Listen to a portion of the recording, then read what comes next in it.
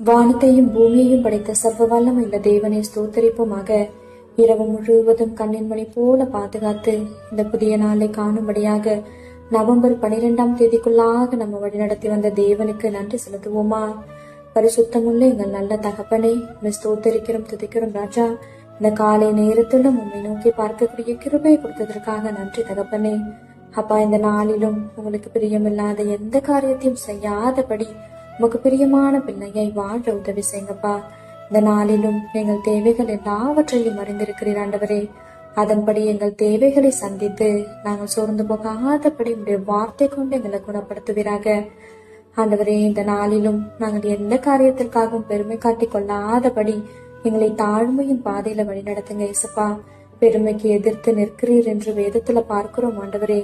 அப்பா, எங்க நாங்க பெருமை காட்டி கொள்ற அளவுக்கு எங்களால எதுவுமே இல்லை ராஜா. எல்லாமே நீங்க கொடுத்ததுப்பா. அதை உணர்ந்தவர்களாய் எல்லா சூழ்நிலையிலும் தாழ்மையாய் நடந்து கொள்ள எங்களுக்கு கற்றுத்தருவீராக.